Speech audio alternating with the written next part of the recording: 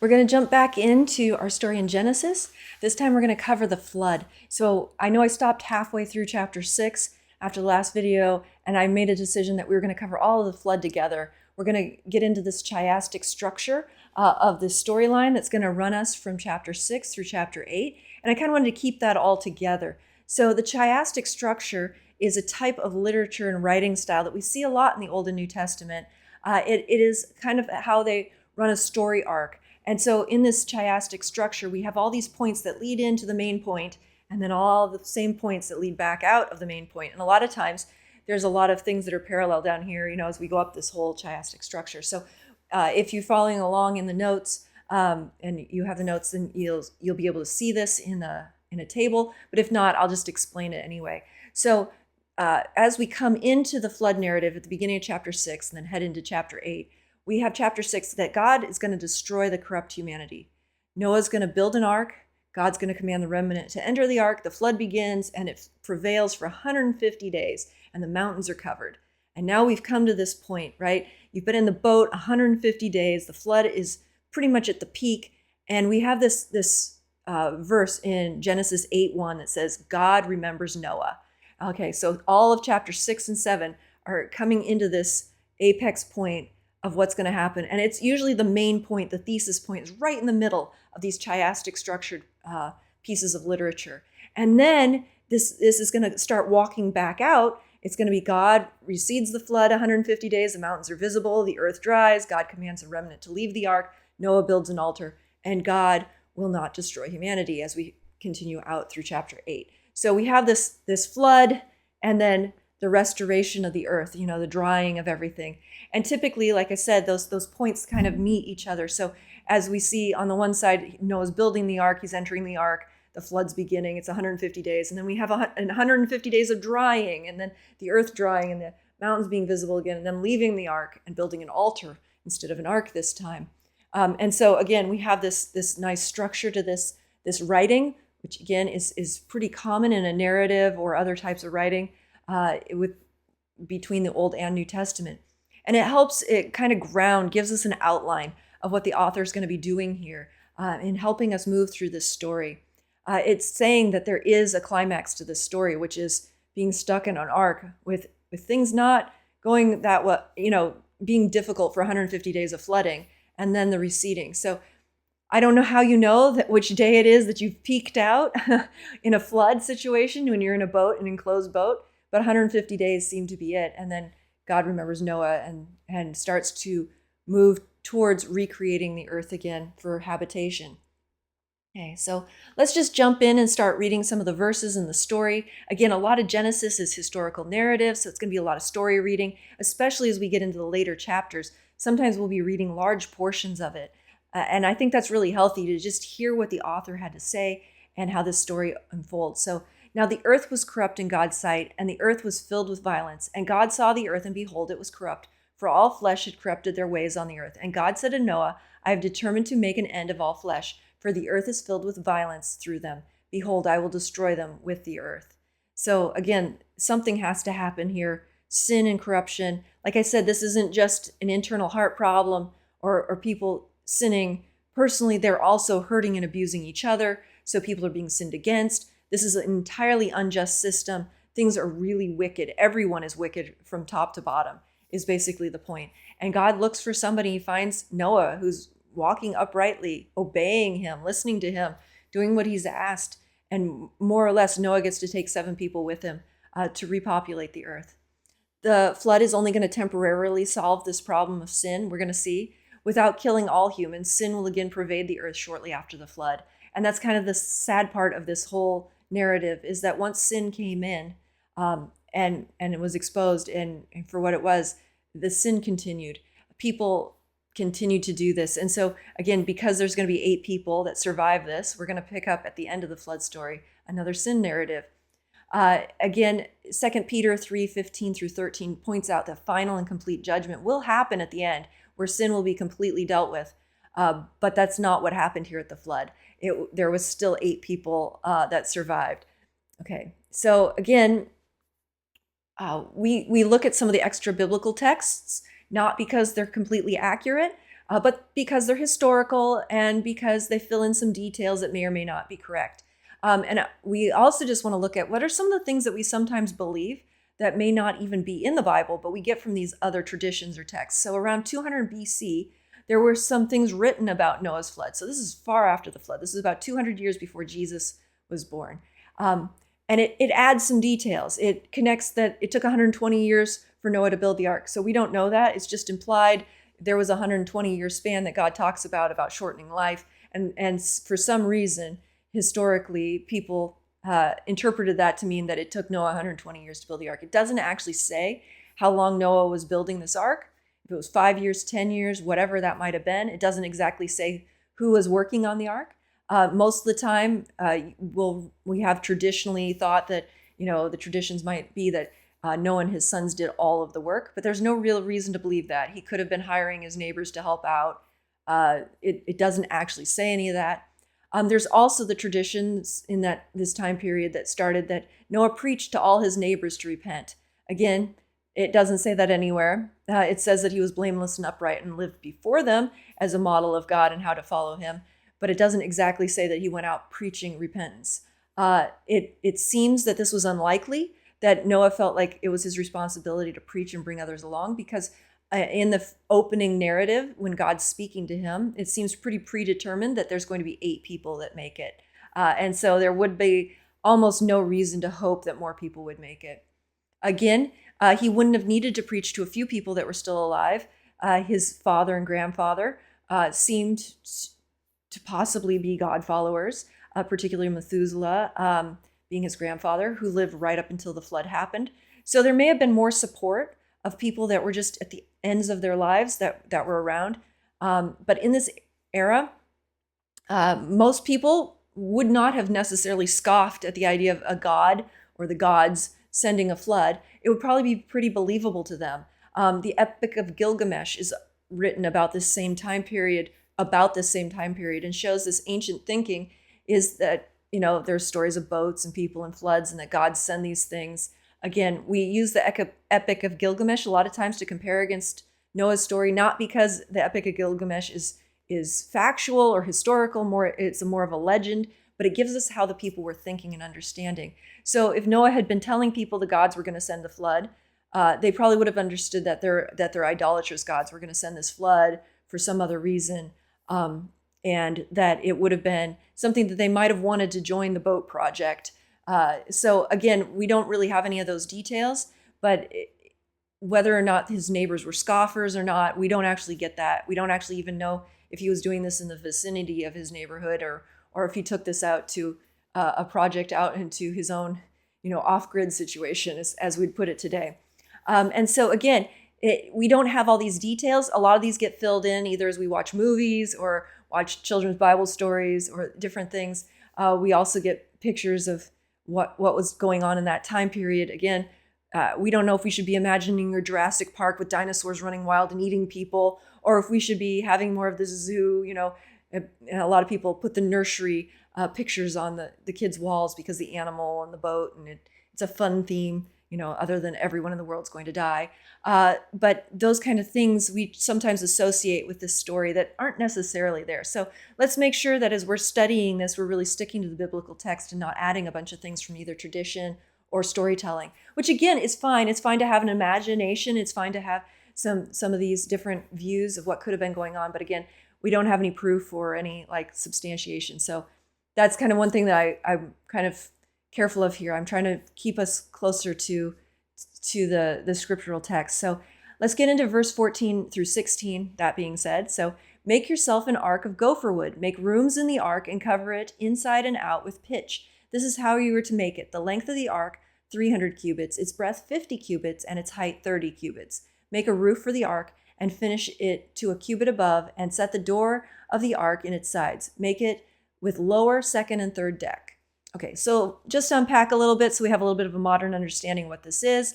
These words are pretty difficult. They're not used a lot of other places in the Old Testament. The word ark is closer to a chest than a ship, something, and the rooms being described here are probably closer to nests. The only other ark in the Old Testament is that for baby Moses in Exodus 2. So this is very different than like the Ark of the Covenant. This is the ark, meaning the boat, something you would pitch the inside and out the wood and make a boat. So again, for Moses, the ark that he was going to be put in was going to be the size of a baby. This one is obviously huge. Gopher wood is not known exactly. There's people that guess on what gopher wood could mean, but it's some type of wood. Pitch is a word close to cover or to atone, so there might have been kind of a double meaning going on there to pitch this, but pitch is literally to fill in the wood holes with like a tar, so that way it stays waterproof. So more, and he's pitching both the inside and the outside. This thing is going to be super watertight, and I don't think that was normal. Usually you only pitch it one way, but he's making the entire thing preserved. The wood, everything should be completely engulfed in this pitch. And then a cubit is about 18 inches. So this thing is massive. It's going to be 450 feet long, 75 feet wide, and 45 feet tall. It's about a half of a football field and 3 stories high. So think of 3 half football fields stacked on top of each other. It has a roof, a door, 3 decks. It's not completely clear what all this window and door things are, but obviously he sends out a bird at some point. And so, and the things that are notable here is that it's missing something. In our modern day, it'd be missing an engine, but even in that day, it's missing a sail and a rudder. So God is going to be the only one directing this boat. They're going to be free floating at the mercy of God. And that's pretty much what we know about the story, right? They don't have any control during the flood. That's not how that's going to work. And God's going to have to be in complete control to take care of them. So in verse 17, it says, "For behold, I will bring a flood of water upon the earth to destroy all flesh, in which is the breath, or ruah, of life under heaven.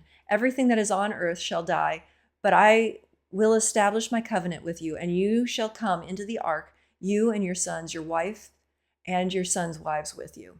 Okay, so again, there's going to be 8 people that enter. There's going to be this great flood, and God is saying that he's going to kill all flesh, right? So that means animals and people. So the flood is used 12 times and only once elsewhere. So the word flood is used in this passage pretty distinctly from everywhere else in the Bible.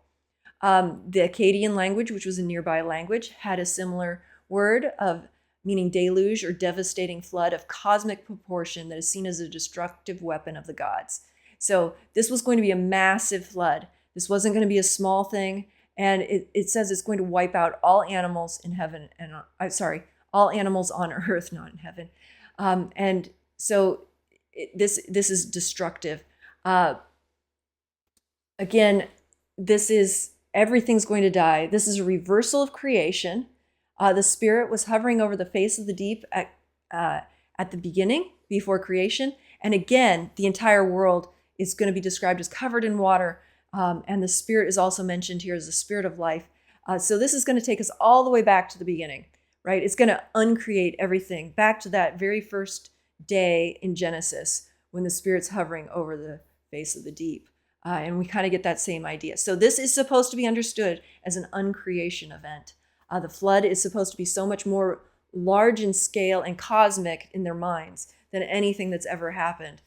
This is the first mention also here of a covenant. This is a promise to Noah that he will be on the ark, making him the line to continue the seed promise, right? That promise that was given to Eve that's going to continue to come up through the book of Genesis, that Noah is of that line. He's been faithful to God, and he's the chosen line. And again, usually they cover the other lines, like Cain's line got covered already, and then we get into Seth's line. But that's because Cain's line is going to become rather irrelevant to the story. And we're going to keep seeing that happen as we walk through Genesis. The other 7 people get on the boat. We don't know if they are living in a righteous way because Noah is helping and guiding them. They're his wife and his children, or if they're just being saved through his faith. And we see this happen a few other times in the story of Rahab or the story with Lot in it.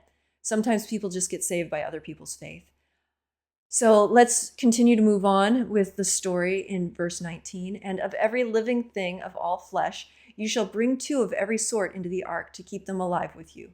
They shall be male and female, of the birds according to their kinds, and of the animals according to their kinds, and of every creeping thing of the ground according to its kind. 2 of every sort shall come in to you to keep them alive. Also take with you every sort of food that is eaten, and store it up. It shall serve as food for you and for them. So Noah has a lot of preparation to do. He's to have food all stocked up for this flood event, which we know is going to take a year. So he has a 3 half football field story arc, right? 3 of these half football fields stacked one on top of another. And he has to put food in there for all these animals. And you have to think they probably needed food when they got off the ark for some amount of time, or food to replant and restart Earth, plus whatever belongings, what little bit they can take with them. He's also told that the animals will come in pairs to him to be preserved. So we get the sense that God is going to be partnering here, right? He doesn't have to go out and catch a lion and go find a bear and go find a horse. They're going to actually show up in pairs, and he's going to be able to take them. Now, I don't know. I would be kind of scared of a big lion if it showed up. But the animals would come to Noah, and God would be somehow orchestrating their preservation. We don't know exactly what this means or how these animals would have been acting or behaving, but this is quite amazing. And God is making a provision that he wants to not only see humans make it, but he wants to see the animals as types also and kinds make it. Again, we have this word kinds, which there's a lot of discussion over how many kinds of animals there were. Some people get it down to a few hundred, maybe, kinds. So just 2 types of dogs, right? All wolves, foxes, and dog types, dingoes, everything come just from 2 dogs. Is quite possible. Same thing, maybe just 2 cats. That covers lions, house cats, bobcats, any kind of cat species could be that one kind. So there could be very much just a very few types of animals on this ark. I've heard other estimates. Some people there are 20,000 different kinds of animals, but that's probably species. So again, we look back genetically, and there probably was, species hadn't come about as much. So it's quite possible. And we also don't know the size of these animals. They could have been juveniles. They could have been fully grown. You've got to think some of them had to have been juveniles. You couldn't have that many animals. But again, maybe just 2 of each. You could have quite a few. And how much food you need would be a lot of food. So, and we don't know what state the animals were in. Were they going to hibernate part of this? Were they all going to be awake? Was it going to be super loud? Again, we can get into some of that. We'll have to ask some of those questions in a minute. So Noah did all this, and he did all that God commanded him. So Noah is being faithful. He's gotten this instruction. He's already been faithful. God knows he listens. And now God's going to speak to him more and give him this big plan. And he shows himself faithful. And really, that is the thing I think we need to understand about covenant and salvation and everything that we even walk through. It's not a moment of faith. It's a life of faithfulness. So that's why I think we get a lot of those warnings in Hebrews and other books in the New Testament, not to apostatize, not to walk away from it. We need to stick with it to the end and continue to be obedient. And that means that God might give us bigger plans and bigger calls and bigger faith things to step into as we continue to walk with him. So again, we see that Noah is commended for his lifestyle. And I say this because faith is one of those things we see mentioned regularly through the Bible as something that God is measuring and looking for. We don't see God measuring our works or performances a lot, but he is looking for faith. And obviously that produces action and works. But again, he's really looking at the heart and the posture of obedience and following and listening to him. So 2 Peter 2:5 said, God did not spare the ancient world, but protected Noah, a preacher of righteousness, with 7 others when he brought a flood upon the world of the ungodly. Again, we don't know what the word preacher quite means here, but it does mean either through his lifestyle or through his words, he was proclaiming righteousness. And because of that, he and 7 others make it through the flood. And so we get some other pictures here that he and his sons aren't polygamous. They're taking 1 wife each. He has 3 sons. They have 3 wives. They all get on the ark together. And then in Hebrews 11:7, really the faith chapter, where we see the heroes of faith, talked about. Noah is in there. By faith, Noah, when warned about things not yet seen, in holy fear built an ark to save his family. By his faith, he condemned the world and became heir of righteousness that is in keeping with faith. In other words, he walked in such a different way as everyone else. It made them look bad, which they were. They were wicked all the time. But he was showing it could be done differently. And then God was not holding the world to an incredible standard that couldn't be met. Noah's really the picture of what was possible and what could be lived. So I just had this whole set of questions about this time period that are open. And I want to ask them so we understand what the Bible hasn't told us, what we've kind of filled in on our own through the years, and kind of make sure that we keep those things in perspective. So let's just picture the time period. Here are some thought questions. There's no answers to these. We actually don't have them this side of heaven. We can ask them in heaven. What was the world like before the flood? What does it mean that wickedness was, rampant? But also, what kind of geology was it? Was this Pangea? Was it a massive supercontinent? Were there giant plants and ferns everywhere? Was it like Jurassic Park, like I said? Were there dinosaurs, massive insects, and giant crocodiles? Like, if we have this picture, maybe all those things are possible. It's also possible that there was a large population of people. It's also possible that there was a small population of people. The people were evil. So how did Noah survive with his neighbors, being hateful, lustful, murderous people? How was this impacting his children and their wives? How were his wives raised? Were they coming out of these super broken, abusive homes, which we kind of think they might have, right? Because of all this going on.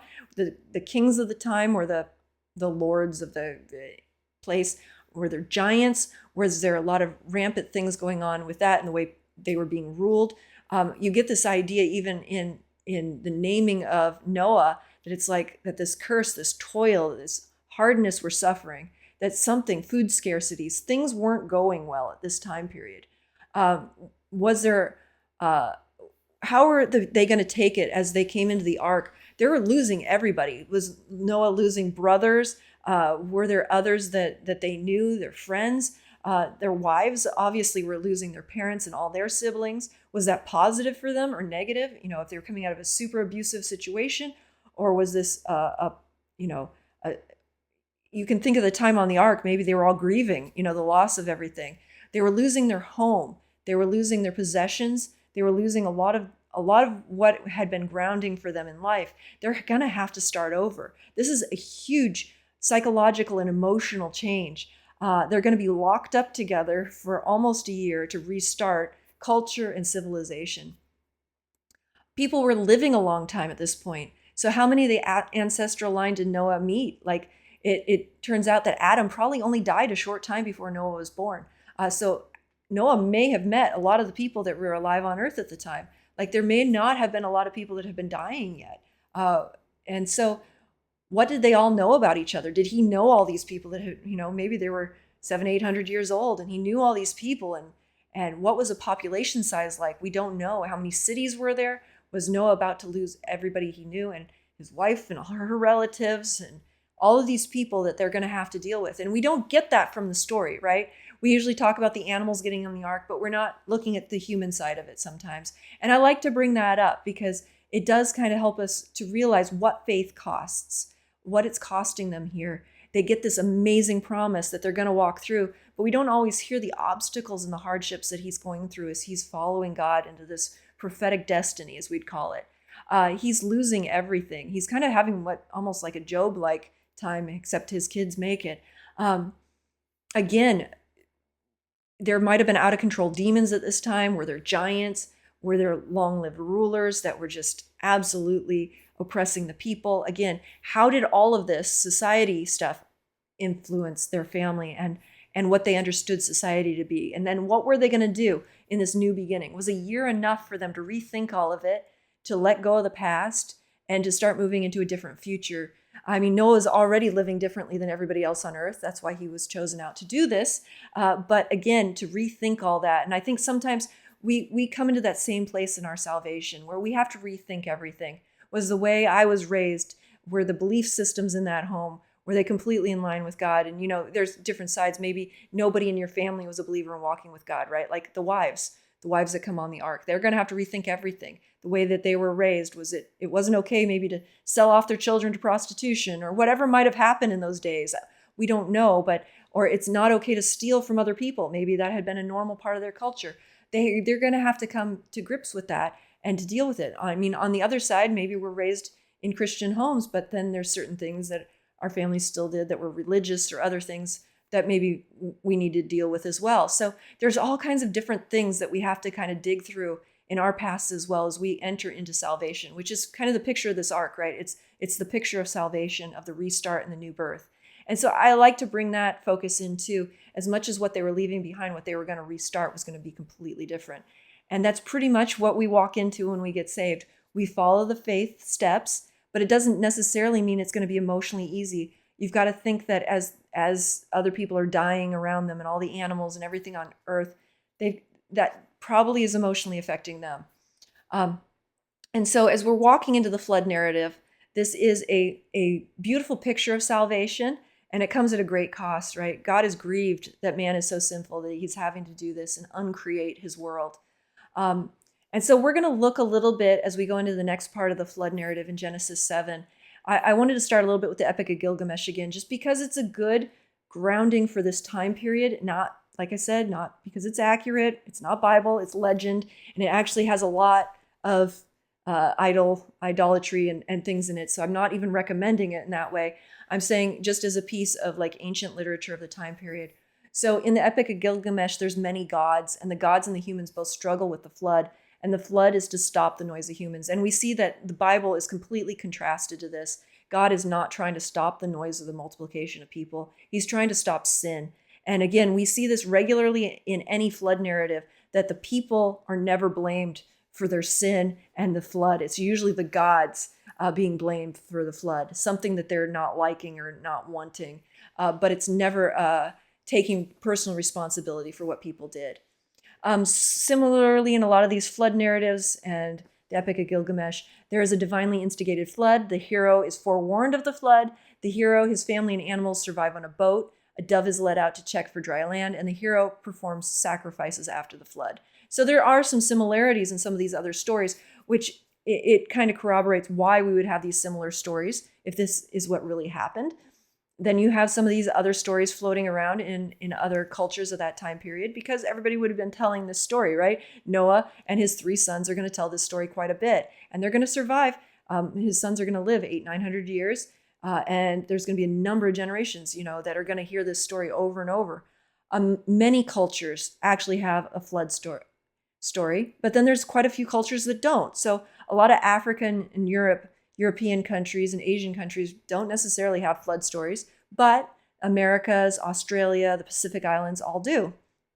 They tend to have a hero who saves himself without God, and there's no repentance for sin, those kinds of things. They tend to give a reason for the flood as other reasons, but never of great wickedness. Some of these flood stories include children or animals, but many do not. So there's not a lot of consistency in flood narratives outside of the Bible. Again, I just want to bring that up because sometimes we think, how is other literature, interacting with this time period or with the Bible? What else do we know about this? Again, the Bible is very unique, and in that it claims to be historical narrative of what really happened, and it is authoritative for our lives because God was the one who's made sure that this enduring narrative has lasted. And that's why we don't treat the Bible as fable or as legend, because it doesn't read like fables and legends. In these other cultures, they really do. They have these stories of different kinds of demigods and things happening and humans being larger than life. And here we really see the human element. Even in Noah and his sons, we will. Okay, so again, we're going to continue in this flood narrative in Genesis 7. Then the Lord said to Noah, "Go into your ark, you and all your household, for I have seen that you are righteous before me in this generation. Take with you 7 pairs of the clean animals, the male and his mate, and a pair of animals that are not clean, the male and his mate, and 7 pairs of the birds of the heaven, also male and female, to keep their offspring alive on the face of all the earth." So this is the first we've really heard of clean and unclean animals. That will be unpacked more in Leviticus when it's actually kind of firmed up in the Mosaic Law. But the idea is here that clean animals could be used for sacrifice. And this is really something that's specific to the people of God and the people that follow God, this idea of clean and unclean. We won't see this in any other societies or anything else. And for a lot of times, it's very difficult for us to understand why they were clean or unclean. This may not have had anything to do with eating these animals, which ones were clean for eating or not eating. At this point in time, clean and unclean meant for sacrifice. Okay, so again, preservation of the animals is a major point of the ark. That's why it has to be so large. And Noah is just participating in obedience to take care of what God has granted him to take care of. So this is, again, at this point, we don't know if people and animals are still vegetarian. That was the original plan in Genesis 1 before the fall. We don't know if it was, if the vegetarian changed at the fall and, animals started eating each other, or people started eating maybe domestic animals. We don't actually know, but we know after the flood, for sure, they start eating animals and even animals that are like wild game, like deer and other things. So we'll see that at the end. Again, we don't really know. Those specifics aren't there. I know a lot of people infer when the vegetarian rules changed, but we even know in science people look into these kinds of things. Why do these animals have such big teeth? Like aren't they supposed to be hunting animals? Well, big teeth can help you open up large rind melons and other things. So you see a hippo, those kinds of things. They're really good at eating, big foods, things like that. But other questions like why do some of the animals have venom? Maybe that came after the fall. Maybe it was part of some of the diversity that started happening after the flood. We don't know. And so again, at this time, the animals might have been a little different in the way that they hadn't yet adapted to a harsher world and eating each other. We're not quite sure. So Noah may have had a little bit different experience. We'll see after the flood. There is a little bit of insight into that. But again, this is all left to the imagination, exactly what's going on. We just know that God cares about the animals and he wants them on the boat and he wants them fed. So that might mean for Noah that he just had to get a bunch of plant material for himself and all these animals if they were all still vegetarian. Okay.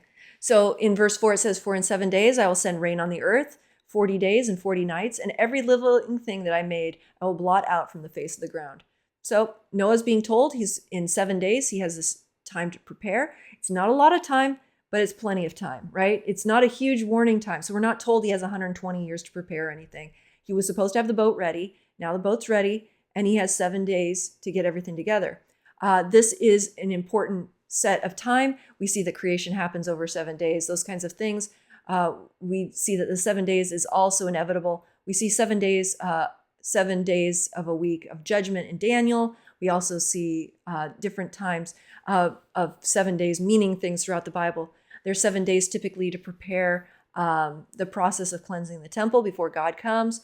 And so this idea of having a 7 days of preparation for something is an important one, right?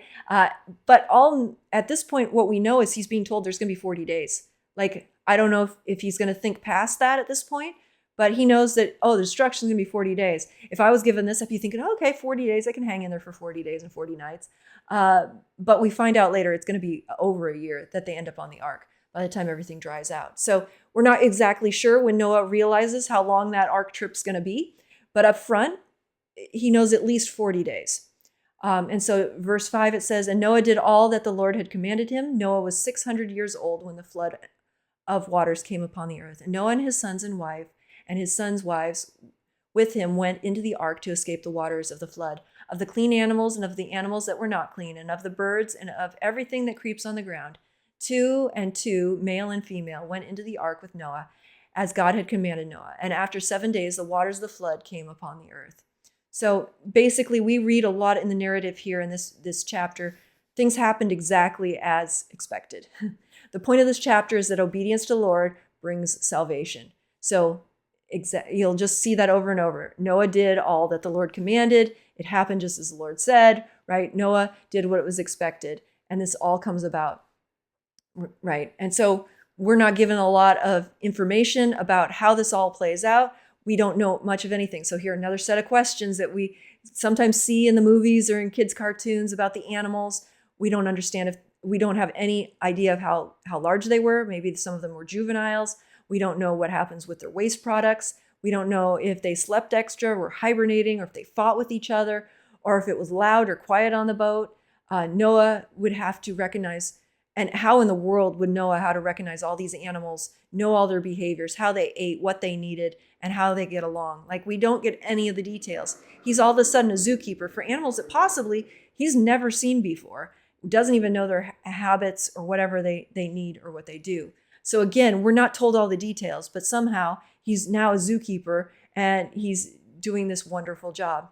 So some estimate that they're, right. So again, we also don't even know what kinds of animals show up on this ark. Like I said, there could be 2 dogs, 2 cats, 2 small rodents, 2 chickens. type, and then some other bird types. But again, we're not even told how many types are needed to repopulate the earth.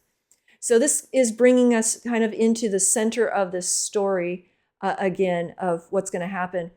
So now we're going to actually start with the water part. So the ark has happened. They've had 7 days. They all board the ark. They got everybody situated. And then in verse 11, in the 600th year of Noah's life, in the 2nd month, on the 17th day of the month, on that day, all the fountains of the great deep burst forth, and the windows of heaven were opened.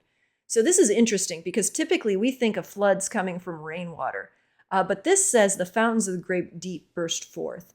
So these would have been springs, wells. We don't even know where that was. I mean, this could be tearing open at the bottom of the ocean floor in trenches. Like this could have been a massive, massive upheaval of all the geology. Again, like I said, we don't even know the geography of the earth before this. It could have been one large supermassive continent that then breaks apart through this whole set of events. This is unknown to us. And so again, sometimes there's people I know that scientists that like to run flood models, like to look at all those things. But again, what we're specifically told is that the water is going to come from the ground or the fountains of the deep, and it's also going to come from the sky. So we have two very different storylines. We have a secular storyline of science that wants to make this a localized flood. They want millions of years to build all the earth layers and then carve canyons. This would really be the secular idea that God really didn't send a real flood, that this never really happened, and that that everything we see in our geologic record took a long time to happen. The deep crevices in the ocean, the canyons we see, the mountains, everything formed very slowly. The continents drifted slowly.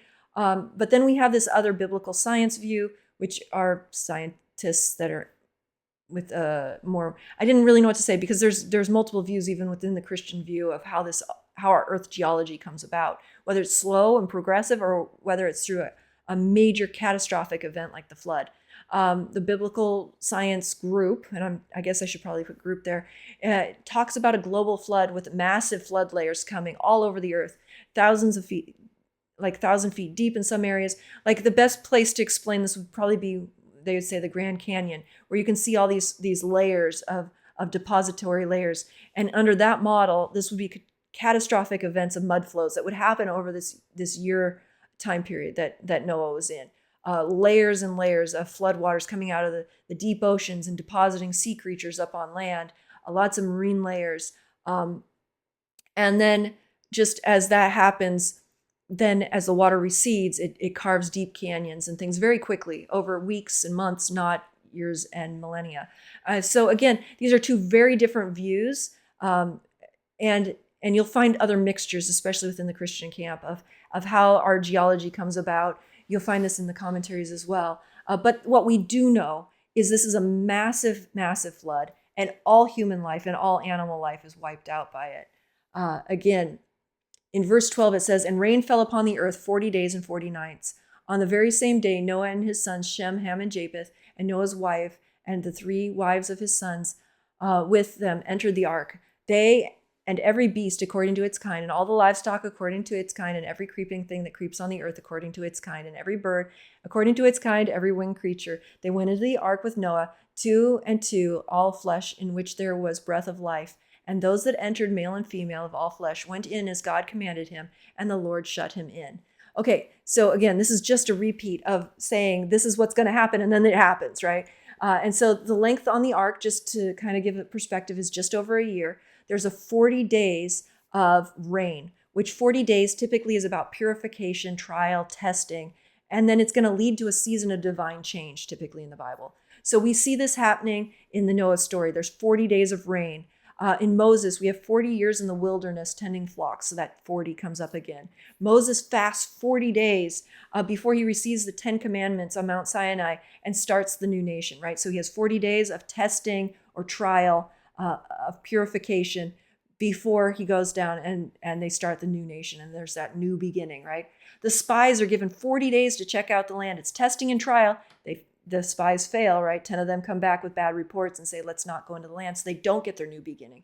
So there's a choice sometimes, even in that. Elijah journeys for spiritual renewal to Mount Horeb, and it takes him 40 days. Goliath taunts Saul for 40 days before David ends it. it's kind of Saul's testing period, right? What's he going to do about this giant? He doesn't do anything, and David does. Jonah is warning Nineveh to repent. They have 40 days to do it. Obviously, they do. And so that is relented. Jesus is tested 40 days in the wilderness and then begins his new ministry. And then again, we see Jesus walking on earth 40 days before he is taken to heaven, and then the New Covenant Church starts at that point. And so again, we also see things like 8 people on the ark representing new beginnings. We see that that is a regular thing, that the 8th day, even after creation, was a new start. Those things. And Jesus resurrected on the 8th day of the week, meaning the new week. And so these are just important little markers that we're going to see through the story of Noah, that there's great significance to some of what he's living through, that it takes a while. It takes 40 days to really purify out what's been going on the earth. It's not just something that can happen overnight, and it's not something that needs to take the entire time. That's why they don't say, oh, it took me a year and a few days on the ark to purify the earth. No, it's the 40 days of the rain that did that, or the floods coming. So again, we're going to read another chunk of narrative here in verse 17. The floods continued 40 days on earth. The water increased and bore up the ark, and it rose high above the earth. The waters prevailed, increased greatly on the earth, and the ark floated on the face of the waters. And the waters prevailed so mightily on the earth that all the high mountains under the whole heaven were covered. The waters prevailed above the mountains, covering them 15 cubits deep. And all flesh died that moved on the earth, birds, livestock, beasts, all swarming creatures that swarm on the earth, and all mankind. Everything on the dry land, in whose nostrils was the breath of life, died. He blotted out every living thing that was on the face of the ground, man and animal and creeping things and birds of the heaven. They were blotted out from the earth. Only Noah was left, and those who were with him in the ark, and the waters prevailed on the earth 150 days. So there's some things that stand out here. We talked about how God breathed into man and brought him to life. Well, we're going to see here that God is going to take away his breath from the people on earth and from the animals. Animals are regularly said to have the breath of life as well. That's not what gives people the image of God, but the breath of God is important. We just see that humans and animals all breathe air, and that is exactly what God is dealing with here. We have that this idea that even in Genesis, that as the breath leaves someone, that means the life leaves them, right? If you don't breathe for a few minutes, you die. You can go without food and water a lot longer, but not without air. And so again, that's really how God talks about life being in us and how he provides life. Everything on earth is died here, everything, all animals, all people. And again, there's just this idea of God giving life is such an important thing. And he shows himself, right? Not only that the ark is floating on the waters and he's in control of where they are, he can keep them alive as everything else is dying around them. You know, the ark is above it all. It's up on the waters. It's not under the waters, and it's not dying with everything else. It still has air. It still has the breath in them. And so we see this beautiful picture of God's care and concern, while at the same time dealing with judgment in this. And so then from there, we're going to start moving into Genesis 8 and how the floods start to clear up. So like I said, Genesis 8 is that pinnacle of the chiastic structure. So we've just come into the story. We're at the 150-day mark. And now God's going to remember Noah here in the first verse of chapter 8. But God remembered Noah and all the beasts and all the livestock that were with him in the ark. And God made a wind blow over the earth, and the waters subsided. The fountain of the deep and the windows of heaven were closed. The rain from the heaven was restrained, and the water receded from the earth continually. At the end of the 150 days the waters had abated, and in the 7th month, on the 7th day of the month, the ark came to rest on the mount of Ararat. And the waters continued to abate until the 10th month. In the 10th month of the first day of the month, the tops of the mountains were seen. So we're now going from floods, and now we're going to go back into this recreation event. We're going to go from everything's covered. We talks about the breath of God, right, and being removed. And so this really is that picture of Genesis 1 and 2 being removed from the earth, the uncreation. And now we're going to get back into what creation looked like. We're going to have the land and water separating from each other. We're going to have land reappear. Eventually, we're going to see that the plants are back. And so again, at this, we have this just central point also where God is remembering Noah. He's going to send a wind, which is ruach, which means spirit. So we see that right at the beginning. We see that the spirit is hovering. We kind of get that same feeling here that the wind is blowing. That same word is being used, ruach, over the world. And that's what's really going to start this creation event all over again. We really start to see that these are very parallel events to creation. That's what's kind of being implied by the author. This is a new creation. This is a new start. Just so we have a little bit of context, the ark is going to come to land on Mount Ararat, which is in eastern Turkey, in an area of Armenia. It's the highest peak in that area is about 17,000 feet. We see that this is mentioned in a few other places in the Bible. We also see this in other flood literature, like Epic of Gilgamesh, a boat coming to rest on a high mountain. And so again, this is pretty much a standard part of the flood narrative, is that the boat has somewhere to land as the waters recede. Now, they can't get off the boat right away because, they're literally sitting on a mountain, and the ground's muddy, everything's a mess, and probably the water isn't that far gone. So in verse 6, it says, at the end of the 40 days, Noah opened the window of the ark that he had made and sent forth a raven. It went to and fro until the waters were dried up from the earth. Then he sent forth a dove from him to see if the waters had subsided from the face of the ground. But the dove found no place to set her foot, and she returned to him to the ark, for the waters were still on the face of the whole earth. So he put out his hand and took her and brought her into the ark with him. So we have now that he's opened this window, he sends out a bird, and he's kind of testing this whole thing. We'll see typically throughout the rest of the Bible that a dove symbolizes the Holy Spirit. Right? We see that in Jesus's baptism. We see that believers are to be innocent like doves. We just see this picture of doves being regularly sent. And here Noah is using this dove to check for returning life. And so, the Spirit of God is usually the Spirit of life. So he's really, really talking about life. What is life going to be like? How do we check out to see if life's there? Send the dove. He'll let us, or she'll let us know. Here it's she returned to him to the ark. So female doves send out, come back, and is checked for him. Okay, it doesn't go well the first few times, but it does eventually. So he keeps checking, right? It's the best he's got. He waited another 7 days, and again he sent forth a dove out of the ark. And the dove came back to him in the evening, and behold, in her mouth was a freshly plucked olive leaf. So Noah knew that the waters had subsided from the earth. Then he waited another 7 days and sent forth the dove, and she did not return to him anymore. Okay, so you would have thought, oh, she came back with the leaf, they just got off the boat. No, he waited again, and this time she left and she just didn't come back. The olive leaf shows vegetation was already coming back, that new life and fertility was actually possible, that Noah was not, going to be living on this ark forever, that the earth was going to be habitable. It wasn't just going to be a ball of water. And again, you don't get the sense that maybe Noah was given all the details. He was told, you're going to go on this ark, it's going to rain for 40 days. He may not have been told much past that. But then we see that God's going to start speaking again eventually. So in verse 13, in the 601st year, in the first month, the first day of the month, the waters were dried from the face of the earth, and Noah removed the covering of the ark and looked, and behold, the face of the ground was dry.